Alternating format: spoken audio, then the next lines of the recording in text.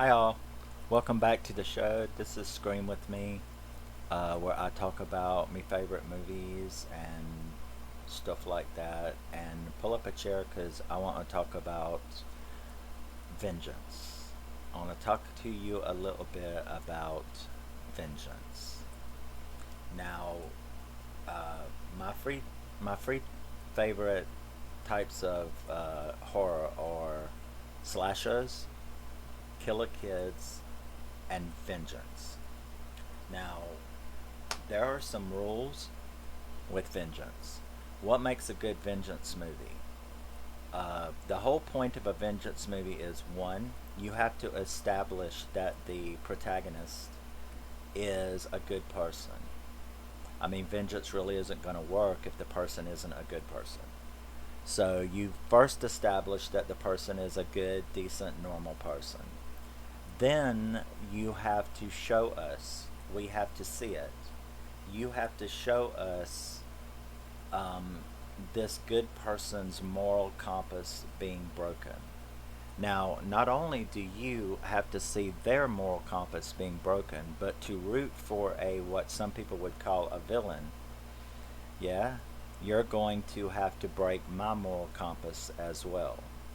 Because, it's not in our nature to root for a murderer unless you're, you know, so yeah, that's number one. Number one, you have to establish that it's a good normal person, perhaps like you. And two, you have to show that that the person's moral compass has been broken. So that's the first two really, ingredients. If you don't manage to pull those two off, you're not going to establish what is necessary. Because the biggest part is number three, like I said, which is you got to break my moral compass. You have to have me be able to say, yeah, that's what I would do, or I'm okay with them doing that. Because it's usually horrific. You know, would you do? Or could you see yourself? Or do you understand? Or do you think it's justifiable to do what Charles Bronson did in Death Wish? What Jodie Foster did in the real remake of Death Wish, the brave one? What Kevin Bacon did in Death Sentence? What Matilda did in Revenge, the girl in Revenge? What was her name? Jen. What did Jen, what Jen did in Revenge? Um, Peppermint is another good one. Nicole Kidman in a movie called Destroyer. Oh my God, that is a good movie. So, Danny Dyer in a movie called Vendetta. V for Vendetta is another one. So, for you to root for these, what appears to be villains, they're murderers, they're killers, but it's justified in your mind. And to do that, they have to break your moral compass of what you would not do. You have to be pushed like they are pushed beyond that level so that you can empathize with them and sympathize with them and consider what they're doing justified. That's the reason people who love vengeance horror, vigilante horror, those are the three. No, those are the three main ingredients. If you want to get me, you have to break my moral compass because basically, I might be a skate punk, headbanger, horror fanatic, but the truth is, post grunge, heavy metal, skate punks, and horror fanatics are usually the nicest people because we get all of our aggression out the right way. So, yeah, you have to break that in me and to be a good movie. And that brings us to me beginning to discuss the I Spit on Your Grave remake trilogy. This is a box set. You always have to be careful with these things. Those multi movie things. If you want good, this is a very good set. And the reason that it's a good set is because every movie is its own disc. Uh, when you find those movies, like 8 movies on a pack, and you get it, and there's only 2 discs, or it's a 4 movie pack and it's on one disc, you do understand that the compression and the transfers are going to be shit. And you're not going to know it as long as you're like on a 24-inch monitor or a 19-inch TV. But you put that on a 30-inch monitor or a high def and you're going to see. But a set like this, where all three movies are on a single disc, they've got all the room they need. These are really good transfers. So that brings us to our first one, 2010. I Spit on Your Grave unrated. And I have issues with this movie.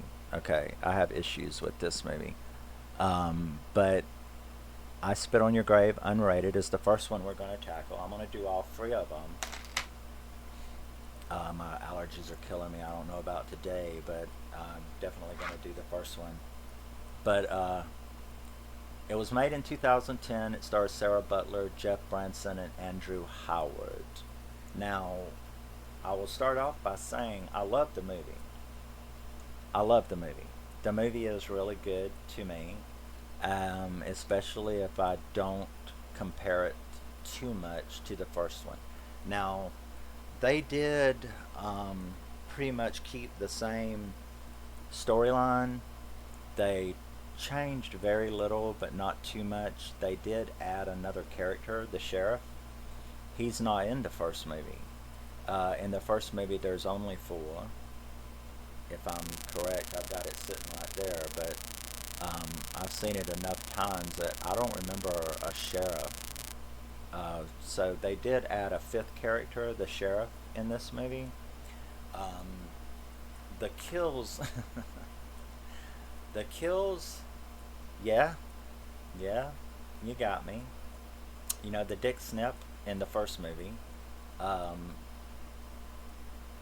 is very squirm worthy, you know. But then again, I don't think any dude, a guy, I don't think any guy can watch a dick snip scene where somebody gets their dick cut off and it not really hit you in the right place. They changed it in the remake. She does it with scissors, which is, you know, our hedge clippers. But you know, so it's even worse. But it's all right. The acid bath, yeah. The shotgun up the butt of the sheriff. That was. The kills were very. They were very ironic. You know, it's like, yeah, you know, you got what you gave. You know what I'm saying? But here's where the problem comes. Remember, we just talked about the rules. Now, this might confuse some people because they'll think that I'm asking for torture porn or something, and I'm not. People know how I feel about torture porn. That's not it. This is a vengeance movie, okay? What was rule number 1? Establish that they're a good person. They certainly did. Just like the first movie, she's just an innocent, you know, person. In her little cabin, she happens to cross paths with a bunch of backwoods rednecks, and there you go. So, yeah, check mark on that. Breaking her moral compass. Well, everybody's moral compass is different. You know, it's going to take more for me than you, or maybe more for you than me, according to whatever our moral compasses are. Everybody's different as to what our breaking point would be. So, did they break her moral compass? Well, obviously. You know, I mean, obviously, what was done to her was enough to break her moral compass. Now, here's the problem. Anybody who has seen the original, that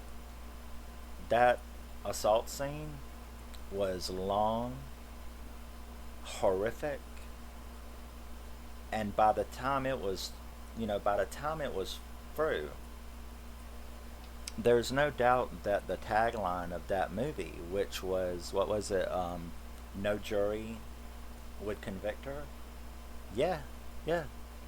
And it was because there wasn't a single person left in that audience who could possibly still retain their moral compass unless they were an assaulter as well. Um, the first movie broke my moral compass like a champagne glass at a Greek wedding. You know what I mean? I mean, I had no problem with anything she done, including the dimwit. Um, the mentally challenged guy, because uh, he didn't have to be goaded very much in the first movie. They did it perfectly. You really didn't feel, or at least I didn't, and no, neither did anybody that I know who has seen that movie really feel all that sorry for him. You know, I just really didn't, based on what he done. And yeah, he was goaded. That's true, but but I'm not talking about the first one. I'm talking about this one. And here's where we come to the problem. Unlike the first movie, this one did not break my moral compass. It only partially broke my moral compass, and I'll explain. The assault scene was bad. The assault scene was really, it was bad, but it was nothing compared to the first one. And I'll be honest with you. The assault scene on Jodie Foster and oh no, that just went right at my head when I thought about it. Where she gets assaulted on the pinball machine. God, I love that movie. It's sitting right over there with Kelly McGillis and Jodie Foster. Um, but that scene broke me a whole lot more, and she didn't kill nobody. Um, she just rammed the guy's truck. So, you know, that assault scene was very poorly done. Um, it was brutal. It was taunting, the way they taunted her, the way that they, did the things that they did. I'm not denying any of that, but it wasn't, maybe we're desensitized today, but that assault scene was nothing compared to the first one. The first one is a 10.10. The assault scene and the remake, the actual assault scene was very tame compared to the first one, and don't think that it has something to do with this day and age, because that second movie, which I'm going to talk about, is fucking flawless from beginning to end. One of the best vengeance movies ever is this one. I love the second one. Um, so the assault scene in I Spit on Your Grave, the remake, is a 4 compared to the first one. And it's a 4 compared to the second one, which is also a 10.10. So if the first one was made and the second one was made after the first one was before, 40 years ago, something like that. And then the second one was made a couple years later. What's this excuse? So don't try to say it's, because of today, because the second one, the assault scene is just as bad, if not worse, than the original movie. So, here's the problem, and why this movie didn't break my moral compass. First of all, you made me feel sorry for the mentally challenged guy, and it didn't go away. Um, they goaded him and forced him to do what he did 50 times worse than the first movie. He rage assaulted, and you could tell that it was completely 100% forced. Not only before but afterwards, he was horrified at himself and his behavior. And here's the second problem. They only showed the sheriff assault her, the dimwit, the sheriff, and the gas station owner. He assaulted her mouth. The sheriff did the other end, and the dimwit did the front end. And the other two guys, the one that was filming, holding the camera, and the other one, the other tag along, they never showed them touch her, and that's a problem. Now, during the kill scene, like where she acid bath one of the ones that the two that didn't, that they never showed do anything to her. One of them was the one that got his eyes picked out by the ravens, and the other one was the acid bath. Now, during that acid bath scene, he did say something like "fuck you," and she was like, "You already did that and I didn't like it." And I was like, "Oh, well, maybe he did do something." That was the first time in the movie that I had even known whether or not he actually participated physically in the act at all. um, the mentally challenged guy, when she got him, he screamed and he cried and he begged before she attacked him, before she even attacked him. um, it was just not done well at all. So you left me with questions. And just like the tagline on the first movie, where it says no jury would convict it, that's correct. You are the juror. You're the judge. You're the juror in a situation like this. In a vengeance movie, you, the audience member, are the juror. And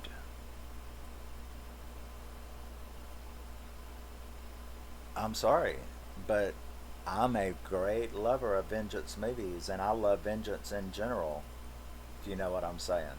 I'm all about it.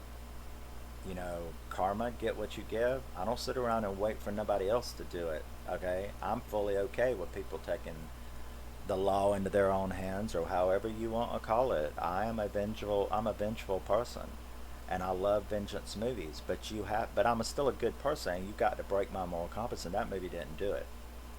Like I said, did that guy deserve to have his eyes taken out by the ravens? Well, in my opinion, yeah, because he was part of it. But did it reach a level at which I thought anything more than I mean, come on. If you're the juror, I had to be honest with myself. As much as I loved the kills, and as much as I loved the movie in total, I had to be honest with my own moral compass and say, the camera guy, from what I know, from what they showed me, deserved life in prison with no parole. The other tag along that she acid bath, prison without parole. The mentally challenged boy, I felt so sorry for him. You can't do that in a vengeance movie. You can't leave me feeling, oh my god, I want to go and rescue him. You can't do that in a vengeance movie, you know? You can't leave me feeling sorry for one of the victims. That just don't work, you know what I mean? And yeah, so what did he deserve? 50 years in a mental institution where he could be taken care of and never be forced to do anything else? I mean, I don't know. I really don't know. That's the whole problem. So, taking it back, I love the movie. And if I can set aside my particular issues with it, the kills are fantastic. That acid bath was awful. Um, the shotgun trap that she set up, where she took out the mentally challenged guy and the sheriff at the same time, was perfection. The ravens to the eyes was wow. Damn. So yeah, I love the movie, but I had those issues with it, and they really screwed up. And this is the unrated version, for God's sakes.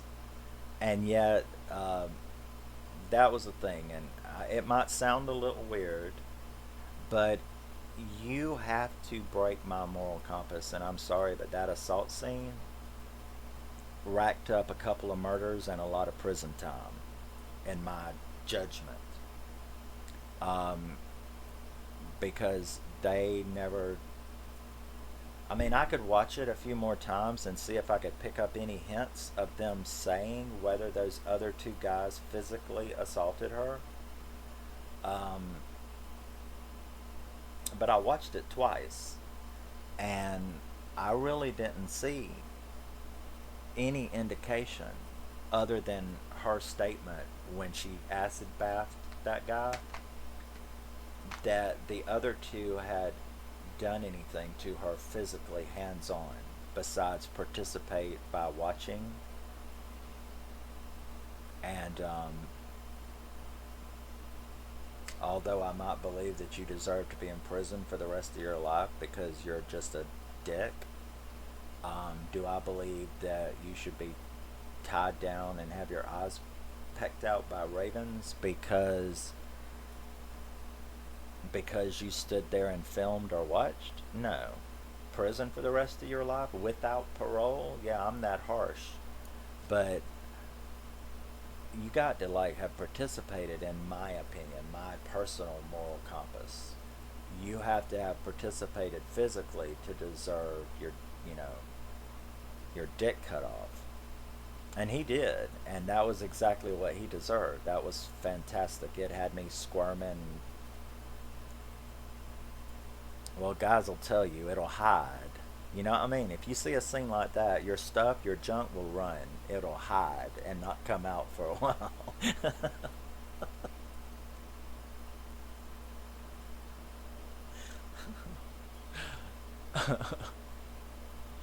And it certainly did that.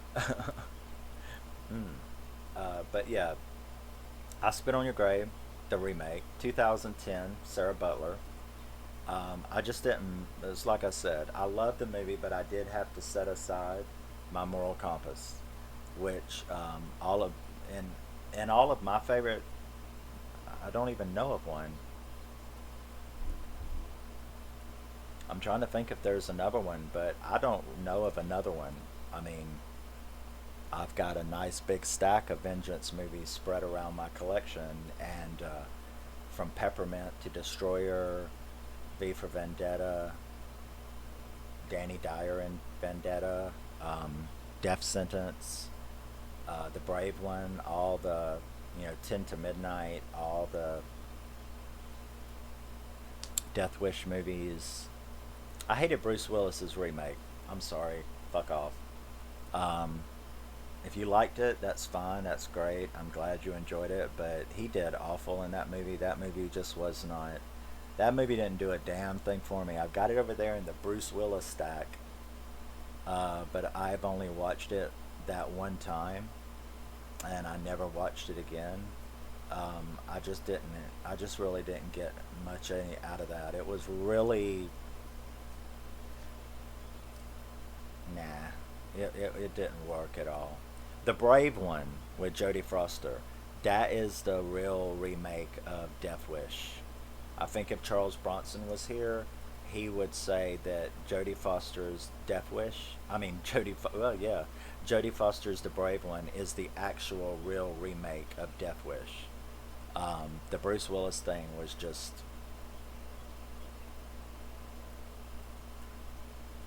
yeah, not did it didn't do a damn thing for me. But anyway, so yeah, that's the first one. I Spit on Your Grave, 2010 remake with Sarah Butler. I love the movie, and I think at least a few of them got exactly what they deserved, and the other two got some very creative kills, even if my moral compass could not justify like a juror based on the evidence that I was given. That's what when you watch a movie like this, when you watch a vengeance movie, you are presented with the evidence of the reason that person's moral compass was broken. It will either break your moral compass or you will judge it not breakable.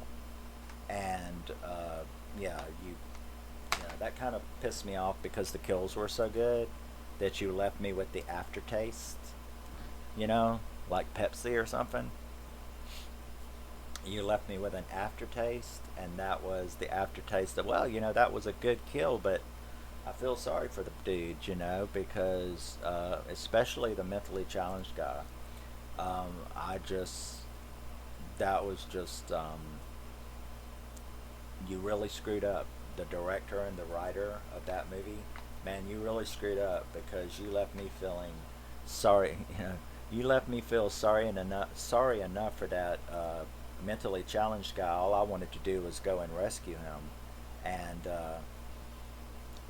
you left me feeling like he was not as much of a victim, because that's ridiculous, but a victim of those guys as she was, but not as much as she was, of course, but that he was a type of victim. And you do not want to do that in a vengeance movie. That's just to not go back and watch the first one. He was also mentally challenged, and you didn't feel a bit sorry for him, or no one that I know did, and I certainly didn't feel any, sorry for him. My hair is killing me, but I'm in Florida. It's I'm filming in the daytime, which is pretty weird, because I'm a vampire, and man, it is hot down here, and the humidity in North Florida is like living in the Amazon. It's rough, but yeah, really good collection. I can't wait to talk about the second one, because man, that is good. The second one, wow, wow, is all I could say. I think I've already seen that like 5 times. Um, but tell me your thoughts about it. If you've seen the remake of I Spit on Your Grave, did you like it? Did it break your moral compass? Did you think it was tamer? Um, the killings weren't tamer. The killings were great. But the overall execution of this movie was nothing compared to the first one. It really wasn't. So, yeah, that's my thing. I still love it though. I give it like a 7.5 out of 10. You know, I Spit on Your Grave too. That's a 10.10 out of 10 right there, and I'll talk about that next time I see you. Thanks for joining me and listening to me blabber, and I will see you soon.